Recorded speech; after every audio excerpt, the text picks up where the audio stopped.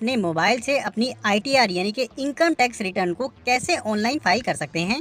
अगर आप एक एम्प्लॉय हैं और आपकी इनकम का सोर्स सैलरी है, तो आप बिना किसी CA या फिर कंसल्टेंट की सहायता से फ्री में अपने आप घर बैठे ही अपने मोबाइल से अपनी ITR को फाइल कर सकते हैं। वो कैसे, आगे इस वीडियो में आप डिटेल में जानने वाले हैं। तो बिना किसी देरी के वीडियो को शुरू करते हैं। दोस्तों, ऑनलाइन ITR फाइल करने से पहले आपको ये पता करना होगा कि आपकी इनकम के अकॉर्डिंग आपको कौन सा ITR फॉर्म भरना है। उसके लिए आप जैसे ही इनकम टैक्स का पोर्टल ओपन करेंगे, जिसका डायरेक्ट लिंक मैंने नीचे वीडियो के डिस्क्रिप्शन में डाल दिया है, जैसे ही आप अपने मोबाइल में इनकम टैक्स के पोर्टल को ओपन करेंगे, यहाँ पर ऊपर राइट हैंड साइड में आप देखेंगे आपको 3 लाइन्स दिखाई देगी। उस पर आपको क्लिक करना है। उसके बाद individual/HUF पर जाना है। उसके बाद सैलरीड एम्प्लॉइज पर जाना है और उसके बाद रिटर्न/फॉर्म्स एप्लीकेबल टू मी पर क्लिक करना है। जैसे ही आप क्लिक करेंगे, अगली स्क्रीन पर आप देखेंगे असेसमेंट ईयर 2024-25 के लिए सैलरीड इंडिविजुअल्स के लिए कौन कौन से फॉर्म्स एप्लीकेबल हैं, वो आप यहाँ पर देख सकते हैं। नीचे आप स्क्रॉल करेंगे, आपको दिखाई देगा ITR 1 सहज फॉर्म, जो कि सबसे सरल और आसान फॉर्म होता है और मैक्सिमम सैलरी एम्प्लॉइज द्वारा यही फॉर्म भरा जाता है।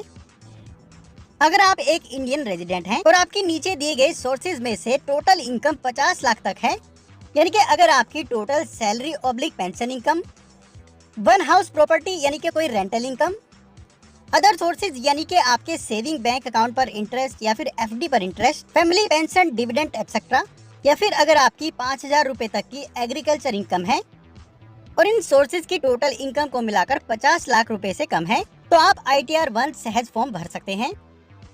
नीचे आप स्क्रॉल करेंगे तो यहाँ आप देखेंगे आपको ये भी बताया गया है कि कौन कौन लोग ITR 1 सहज फॉर्म नहीं भर सकते हैं। दोस्तों, यहाँ पर अगर किसी एम्प्लॉय ने म्यूचुअल फंड या फिर स्टॉक मार्केट में इन्वेस्ट किया है, यानी कि अगर साल में कोई भी म्यूचुअल फंड या फिर स्टॉक खरीदा है और बेचा है, तो उस केस में एम्प्लॉय को ITR 2 फाइल करनी होगी। आइए अब जानते हैं कि ITR 1 को अपने मोबाइल से कैसे फाइल कर सकते हैं। उसके लिए आपको इनकम टैक्स का पोर्टल ओपन करना है। पोर्टल ओपन करने के बाद आपको इनकम टैक्स के पोर्टल पर लॉग इन करना होगा। उसके लिए आपको यहाँ पर राइट हैंड साइड में प्रोफाइल आइकन पर क्लिक करना है। क्लिक करते ही आप देखेंगे अगर आपने इनकम टैक्स के पोर्टल पर अभी तक रजिस्ट्रेशन नहीं किया है, तो यहाँ पर रजिस्टर पर क्लिक करके अपने पैन नंबर की सहायता से और अपनी कुछ डिटेल्स की सहायता से इनकम टैक्स के पोर्टल पर रजिस्ट्रेशन कंप्लीट कर लेना है और अपने पासवर्ड को क्रिएट कर लेना है। उसके बाद पोर्टल पर लॉगिन करने के लिए यहाँ पर लॉगिन पर क्लिक करना है। लॉगिन करने के लिए आपकी यूजर ID आपका पैन नंबर होता है, तो यहाँ पर अपने पैन नंबर को भरना है। उसके बाद नीचे कंटिन्यू पर क्लिक करना है। उसके बाद नीचे डिस्क्लेमर को एक्सेप्ट करना है और नीचे अपने पासवर्ड को फिलअप करना है। पासवर्ड भरने के बाद नीचे कंटिन्यू पर क्लिक करना है। जैसे ही आप क्लिक करेंगे, आपका इनकम टैक्स के पोर्टल पर लॉगिन हो जाएगा और कुछ इस तरह से आपका डैशबोर्ड दिखाई देगा। दोस्तों, ITR 1 फाइल करने के लिए आपके पास 2 डॉक्यूमेंट का होना बहुत ही जरूरी है, फॉर्म 16 और फॉर्म 26 AS। फॉर्म 16 आपको आपके एम्प्लॉयर से मिलता है, जिसमें आपके एम्प्लॉयर द्वारा आपकी साल की टोटल इनकम और अगर आपका कोई TDS काटा गया है तो उसकी डिटेल्स भी आपको मिलती हैं। पर अगर आपके पास फॉर्म 16 नहीं है, आपके एम्प्लॉयर द्वारा जनरेट ही नहीं किया गया है, तो चिंता करने की कोई भी जरूरत नहीं है। आप अपनी टोटल सैलरी अपनी बैंक स्टेटमेंट से कैलकुलेट कर सकते हैं। अगर आपके पास फॉर्म 16 नहीं है तो आपको पहले से ही साल की टोटल सैलरी को जोड़ लेना है। उसके बाद बात करते हैं फॉर्म 26 AS के बारे में। फॉर्म 26 AS की सहायता से आप, अगर आपकी पेमेंट पर कोई भी TDS काटा गया है, चाहे वो आपके एम्प्लॉयर द्वारा काटा गया हो, बैंक द्वारा काटा गया हो, कहीं से भी अगर काटा गया है, तो उसकी डिटेल्स आप फॉर्म 26 AS से चेक कर सकते हैं। और अगर आपका टैक्स पेबल नहीं बनता है तो उसका रिफंड आप ले सकते हैं। फॉर्म 26 AS को आप ऑनलाइन इनकम टैक्स के पोर्टल से ही चेक कर सकते हैं। उसके लिए आपको ऊपर 3 डॉट पर क्लिक करना है। उसके बाद ई फाइल पर जाना है। उसके बाद इनकम टैक्स रिटर्न पर जाना है। उसके बाद आप देखेंगे यहाँ पर चौथा ऑप्शन व्यू फॉर्म 26 AS, इस पर आपको क्लिक करना है। उसके बाद यहाँ पर डिस्क्लेमर को कंफर्म करना है, कंफर्म पर क्लिक करना है। उसके बाद यहाँ पर इनकी टर्म्स एंड कंडीशन को एग्री करना है, चेक बॉक्स पर क्लिक करना है और प्रोसीड पर क्लिक करना है। उसके बाद यहाँ पर आप देखेंगे आपको एक लिंक दिखाई देगा, व्यू टैक्स क्रेडिट फॉर्म 26 AS/एनुअल टैक्स स्टेटमेंट। उस लिंक पर आपको क्लिक करना है। क्लिक करते ही अगले पेज पर आपको अपने असेसमेंट ईयर को चुनना है। व्यू एज के सामने HTML को चुनना है। और उसके बाद नीचे जैसे ही आप व्यू ऑब्लिक डाउनलोड पर क्लिक करेंगे और नीचे स्क्रॉल करेंगे तो आप देखेंगे आपका जहां भी टीडीएस काटा गया है उसकी सारी डिटेल्स आपके सामने होगी। तो आईटीआर भरते समय आपको इस फॉर्म को एक बार जरूर चेक कर लेना है। हालांकि फॉर्म 16 की और फॉर्म 26 एएस की अमाउंट आईटीआर भरते समय ऑटो पॉपुलेटेड हो जाती है, पर फिर भी आपको एक बार आईटीआर ऑनलाइन फाइल करते समय फॉर्म 26 एएस से मैच कर लेना चाहिए। तो आईटीआर फाइल करने के लिए आपको इनकम टैक्स के पोर्टल पर जाना है और उसके बाद राइट हैंड साइड में 3 लाइंस पर क्लिक करना है। उसके बाद ई फाइल पर जाना है, उसके बाद इनकम टैक्स रिटर्न्स पर जाना है और फाइल इनकम टैक्स रिटर्न पर क्लिक कर देना है। जैसे ही आप क्लिक करेंगे अगले पेज पर आपको असेसमेंट ईयर को चुनना है। असेसमेंट ईयर में आपको करंट ईयर चुनना है। उसके बाद मोड ऑफ फाइलिंग में ऑनलाइन को चुनना है और नीचे कंटिन्यू बटन पर क्लिक कर देना है। अगले पेज पर स्टार्ट न्यू फाइलिंग पर क्लिक करना है। उसके बाद अगले पेज पर इंडिविजुअल को चुनना है और नीचे कंटिन्यू पर क्लिक करना है। उसके बाद आपको अपने आईटीआर फॉर्म को चुनना है। यहाँ पर आपको आईटीआर 1 को चुनना है और नीचे प्रोसीड विद आईटीआर 1 पर क्लिक कर देना है। क्लिक करते ही अगले पेज पर आपको लाल कलर में एक मैसेज दिखाई देगा।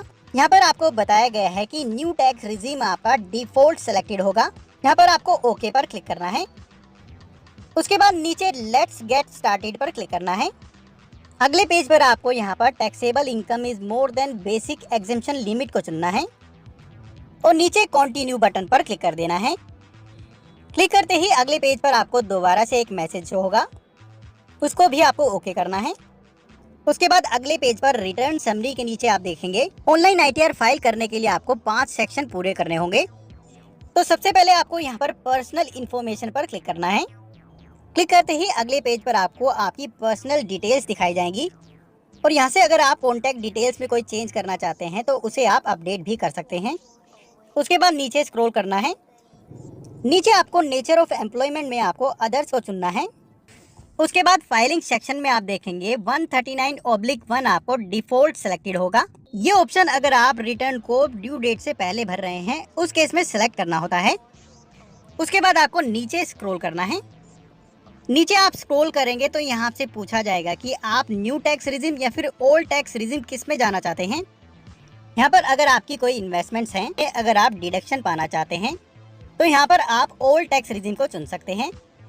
तो अगर आप यहाँ पर ओल्ड टैक्स रिजिम को चुनना चाहते हैं तो यहाँ पर यस को सेलेक्ट करना है और अगर आप न्यू टैक्स रिजिम के साथ जाना चाहते हैं तो यहाँ पर नो पर क्लिक करना है। तो यहाँ पर मेरे केस में कोई भी इन्वेस्टमेंट्स नहीं है तो न्यू टैक्स रिजिम को चुनने के लिए यहाँ पर मैं नो को चुन लेता हूँ। उसके बाद आपको नीचे स्क्रॉल करना है। नीचे स्क्रॉल करेंगे अगर आप पहली बार अपनी आईटीआर फाइल कर रहे हैं और आपकी बैंक डिटेल्स यहाँ पर ऐड नहीं है तो आपको अपनी बैंक डिटेल्स को यहाँ पर ऐड करना होगा और वैलिडेट करना होगा। मेरे केस में बैंक डिटेल्स यहाँ पर पहले से ही ऐड हैं। उसके बाद नीचे स्क्रॉल करना है और कंफर्म पर क्लिक कर देना है। जैसे ही आप कंफर्म पर क्लिक करेंगे आप देखेंगे आपका पहला सेक्शन कंप्लीट हो जाएगा। उसके बाद आपको ग्रॉस टोटल इनकम पर क्लिक करना है। क्लिक करते ही अगले पेज पर आपको सैलरी एग्जेम्पशन से लेकर कुछ सवाल पूछे जाएंगे। नीचे आपको स्किप द क्वेश्चंस पर क्लिक करना है। उसके बाद यस पर क्लिक करना है। क्लिक करते ही अगले पेज पर आप देखेंगे आपको आपकी इनकम की डिटेल्स यहाँ पर फिलअप करनी होगी। अगर आपके एम्प्लॉयर ने फॉर्म 16 जनरेट किया है और आपके पास आपका फॉर्म 16 अवेलेबल है तो यहाँ पर आपकी फॉर्म 16 की अमाउंट ऑटो पॉपुलेट हो जाती है।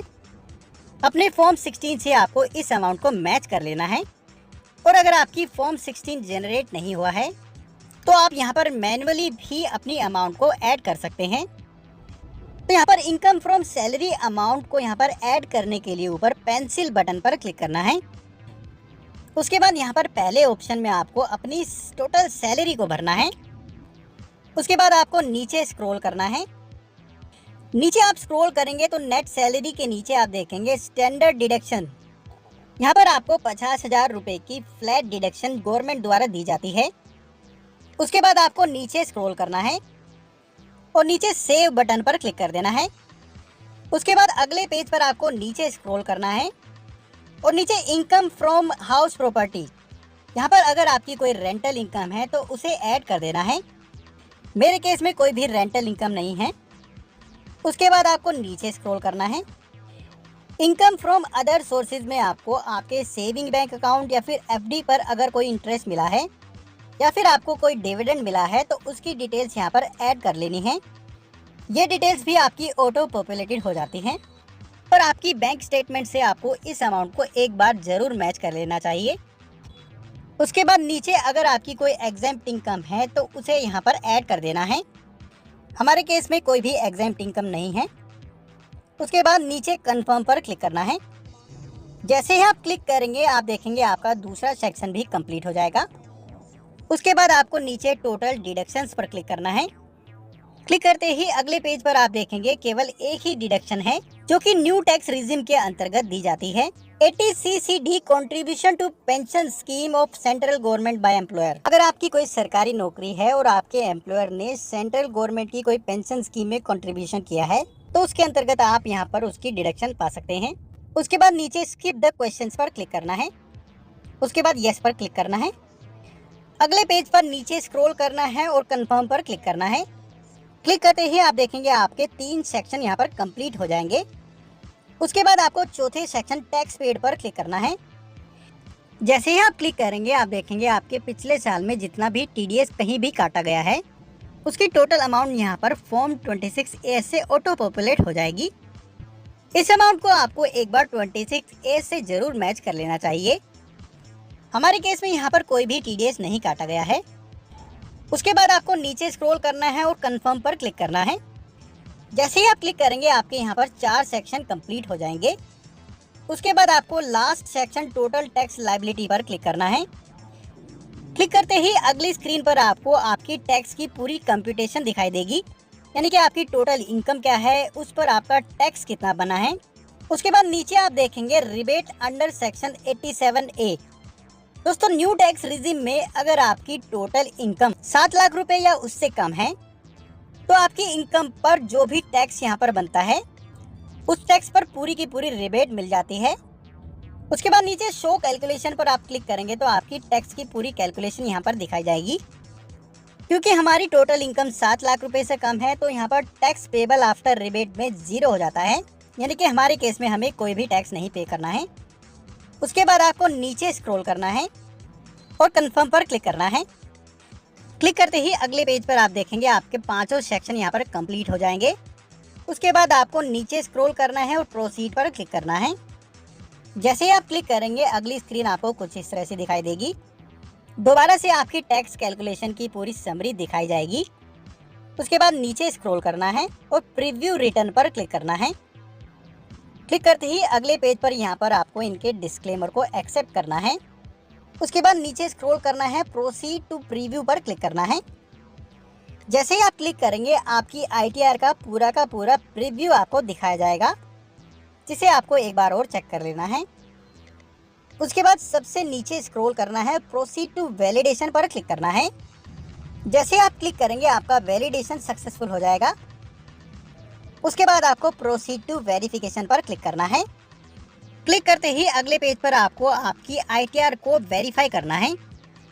ITR को आपको अपने आधार OTP के थ्रू साथ के साथ वेरीफाई कर लेना चाहिए। उसके लिए यहाँ पर पहले ऑप्शन ई वेरीफाई नाउ पर क्लिक करना है और अपने आधार OTP के थ्रू अपनी ITR को वेरीफाई कर देना है। तो दोस्तों इस तरीके से आप बड़ी आसानी से अपने मोबाइल से अपनी ITR को फाइल कर सकते हैं, वो भी बिल्कुल फ्री में। वीडियो अगर पसंद आई है तो प्लीज लाइक कीजिएगा और अपने दोस्तों को जरूर भेजिएगा। अगर आपकी कोई क्वेरी है तो आप कमेंट बॉक्स में लिखकर पूछ सकते हैं। अभी के लिए धन्यवाद। अगली वीडियो के साथ फिर से मिलेंगे। All the best.